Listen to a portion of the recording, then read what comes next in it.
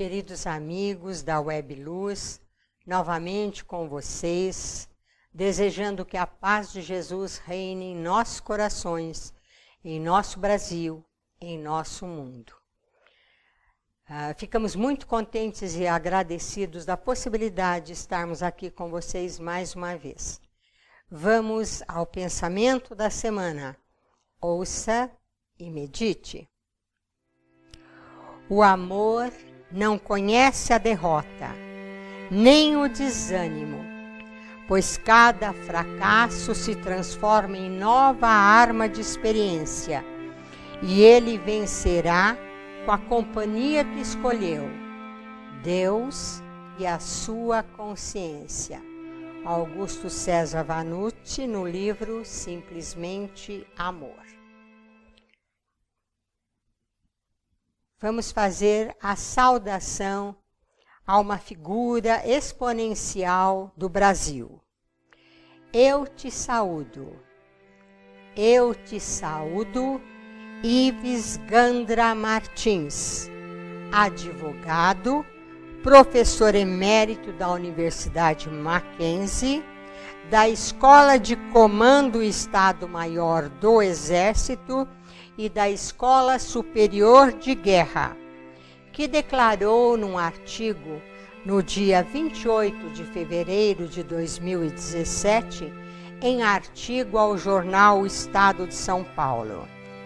Aos 82 anos, confesso sentir-me politicamente incorreto, pois não consigo adaptar-me a uma realidade em que o descumprimento da Constituição e da lei pode ser praticada com aplausos de parte da mídia e das autoridades respeitáveis do país. Em outra ocasião, nós fomos também atacados em artigos relacionados a Tiradentes e ao livro Confidências de um Inconfidente. E o nosso amigo Marcelo Henrique, da cidade de Amparo, perguntou ao professor com relação aos ataques. E ele nos defendeu com palavras que colocamos no livro, artigos, intrigas e urtigas no site do Amazon. Eu te saúdo, Ives Gandra Martins. Possa o Senhor e todos os outros advogados sérios desse país conseguir salvaguardar os bens pátrios. Hoje nós vamos abordar um tema que é inesgotável, como a maioria daqueles que nós já abordamos. Aprendendo a viver e aprendendo a morrer. Como nós podemos entender a morte? Esse tema é tão importante que Kardec fala sobre isso no capítulo 4 do Livro dos Espíritos. Veja, a morte é uma coisa inamovível na nossa vida. Todos nós passaremos por ela. E, na verdade, nenhum de nós está preparado para passar por este momento e nem para a perda dos entes queridos. Inclusive, a nossa sociedade modificou muito. No meu tempo de jovem, a distração era o cinema, e quando o bandido do filme vinha a perder os lances, ou mesmo a falecer, o cinema vinha abaixo, o pessoal assobiava, batia palma, batia o pé, e o lanterninha vinha com a lanterna no rosto dos assistentes e tirava até para fora alguém que não estivesse se comportando adequadamente. Hoje não há mais lanterninha nos cinemas. E quando um bandido morre, as pessoas já têm pneus para colocar na via, óleo diesel para jogar em cima e tacar fogo e fazer aquela fumaça preta. Já se passa um ônibus, eles põem fogo, um carro também. Atacam a pedradas bombeiros, a polícia, com rojões e outros armamentos. Portanto, acredito que se está fazendo uma lavagem cerebral nos valores morais e éticos da nossa sociedade. Mas essa morte é um fenômeno natural. Segundo Kardec, os espíritos causado pelo desgaste da máquina do corpo físico, que ela vai ser decomposta, criar novos seres, e o fluido vital que ainda existir volta para o fluido universal. E cada mundo tem o seu fluido universal. Na verdade, quando há a morte, a máquina como que para de funcionar de repente. Se você realmente aprender a morrer, você aprenderá a viver. Pode parecer um consenso, mas Buda já escrevia nos seus ensinos que a vida fica mais fácil quando se medita na morte. Quando eu li isso, eu era uma menina, eu achei muito difícil entender o pensamento, porque a gente pensar na morte de um ente querido, a morte dos pais, dos irmãos, dos amigos, nos leva a um sofrimento antecipado dessa perda. Mas, na verdade, se nós pensarmos na morte, a vida se torna mais fácil, porque o desprendimento nosso começa a brotar. Jesus, quando foi ao deserto, ele foi tentado durante os 40 dias de jejum. E o espírito maligno disse a ele que transformasse as pedras em pães. E então não passaria fome, não passaria necessidade. Ora, isso tinha a ver com o poder que ele tinha de transformar a matéria, como depois muitas vezes ele ensinou nas suas curas, levitando no Mar da Galileia e de outras formas. Então, o poder é algo que muitas vezes é buscado pelo ser humano e, na maioria das vezes, quando ele atinge o poder, ele perde os seus ideais e se corrompe. Então, o poder, que é uma coisa maravilhosa, se transforma em algo danoso ao ser humano. Depois, o espírito maligno mostrou as riquezas do mundo, das cidades, e disse a Jesus que se ele o adorasse, lhe daria todas essas riquezas. Portanto, as riquezas também podem se constituir um benefício ou um malefício. Quando a riqueza domina o ser humano e ela se corrompe pela riqueza, ela perde completamente o elan do seu caráter, da sua ética. Ela se vende e a pessoa que se vende não vale o preço que se paga por ela, qualquer que seja esse preço.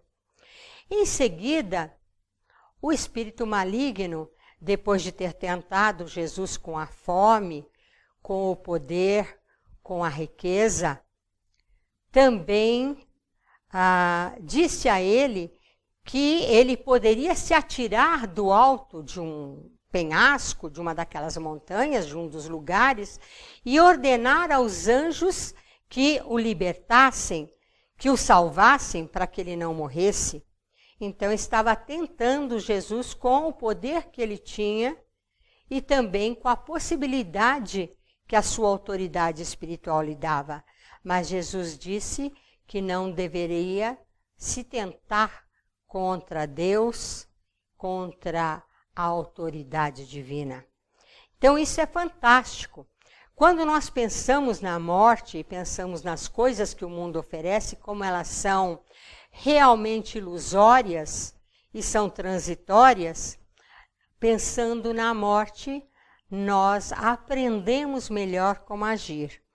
A Lama Tsering, que está morando em Cotia e fala maravilhas, formada no Tibete, ela diz que nós estamos num Titanic. Realmente nós estamos todos condenados à morte, como aquelas pessoas que estavam no Titanic.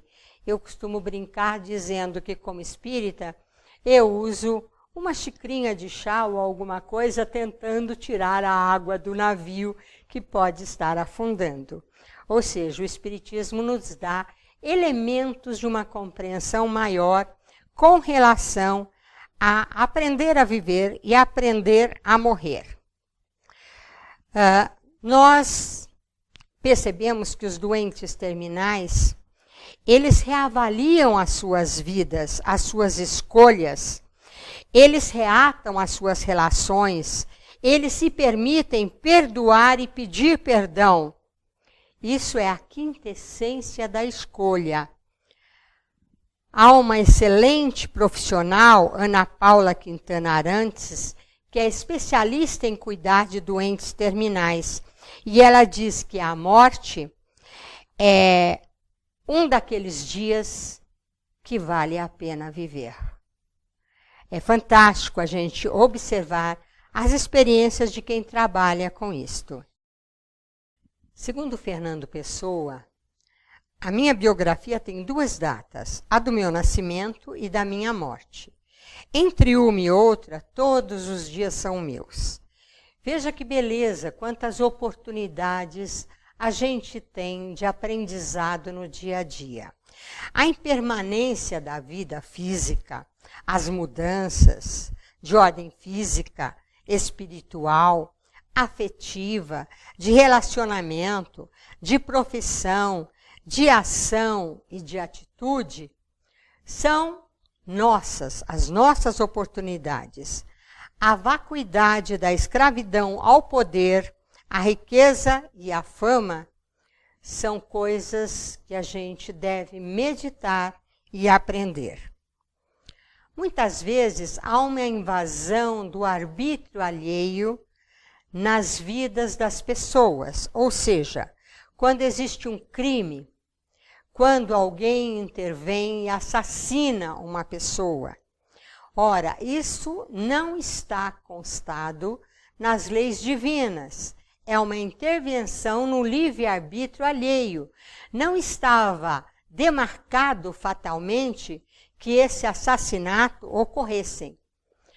Ou seja, um país onde a ditadura cria penas de morte para os seus oponentes, um país que, mesmo não sendo a ditadura, aprova as leis do aborto contra inocentes e pressupõe saber exatamente o momento em que a vida física inicia para usar o arbítrio do seu poder político ou jurídico para gerar o crime do aborto. Há uma observação dos bens terrenos, quando governantes usufruem de riquezas e, através disso, geram a fome, geram a miséria, geram a insegurança, a falta de capacitação sem dar condições de estudo ou de preparo, a falta de atendimento médico, o mínimo possível para a pessoa ter uma moradia, o seu alimento, o seu agasalho, tudo isso são crimes de arbítrio que o poder de alguns exerce sobre grandes e imensas maiorias no Brasil e no mundo. E isto é indicativo da nossa inferioridade espiritual. Apenas isso.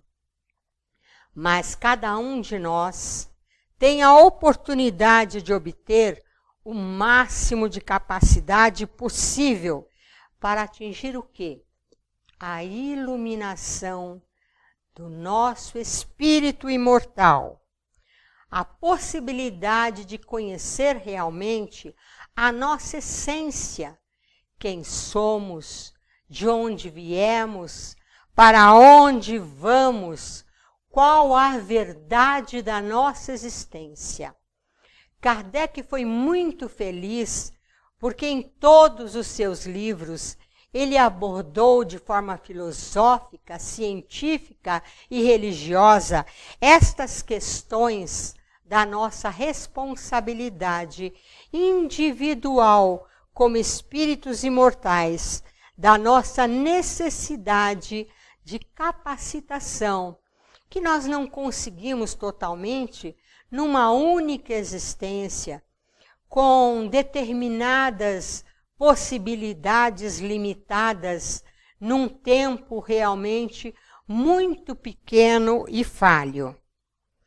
Ora, nós temos o medo, que muitas vezes nos transforma em heróis, o amor, que é algo potente, que faz com que a gente utilize a caridade, que faz a salvação das nossas almas. Nós temos então o medo, o amor, o dever, que nos leva a paroxismos de heroísmo e de dedicação às nossas famílias, aos nossos amigos, à nossa coletividade, ao nosso país, ao nosso mundo, aos nossos ideais, à nossa profissão, às nossas pesquisas. Então, nós temos também a raiva. Diz Deepak Chopra: você pode ter raiva, você não pode hostilizar. A raiva é uma oportunidade para descansar na natureza da nossa mente. É um teste na nossa capacidade de conhecimento, entendimento e compaixão. Certa ocasião, o filho da Lama Tsering estava com ela junto ao Rinpoche, que ensinou as lições lá do Tibete. E ele perguntou para o menino como que ele se sentia quando estava com raiva. E o menino olhou admirado para a mãe, tinha 11 anos por aí, pensando se não era alguma pegadinha daquele lama com a pergunta para com ele. E ela disse: seja honesto na sua resposta. E o menino então disse: quando eu sinto raiva, parece que eu cresço, parece que eu fico imenso, com uma força descomunal. E realmente o garoto respondeu de uma forma fantástica, porque quando alguém nos provoca a ira, a raiva, seja com relação a alguma atitude errada, intempestiva, desonesta ou prejudicial, nós nos sentimos agigantar através dessa irritação, dessa raiva, dessa indignação. E essa energia é muito potente e nós podemos transformá-la em elementos de trabalho, em elementos de ação, em elementos de intervenção, provocando uma imensa mudança dentro de nós mesmos. E então nós descansamos a natureza da nossa mente.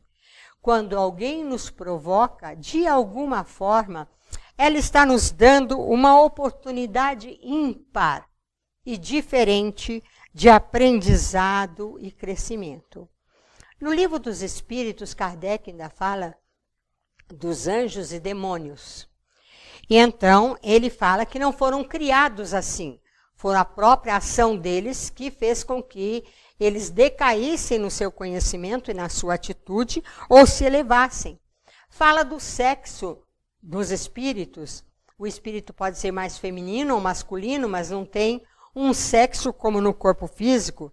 Fala das nossas percepções, sensações, do sofrimento que os espíritos muitas vezes demonstram através das manifestações mediúnicas. Fala dos laços de família que se fortalecem através da reencarnação.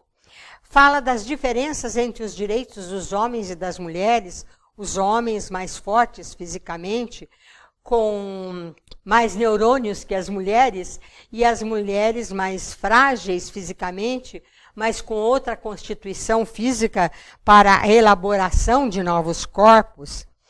Tudo que nós precisamos fazer é não esquecer quem nós somos na nossa preocupação com a morte. Como diz Vinícius de Moraes, a gente mal nasce, já começa a morrer. E nós nos lembramos de um conto de Malbatã, A Corda de Areia. Uma vez, numa aldeia, um elemento invadiu essa aldeia e aprisionou toda a população, fazendo com que se acabassem com todos os anciões.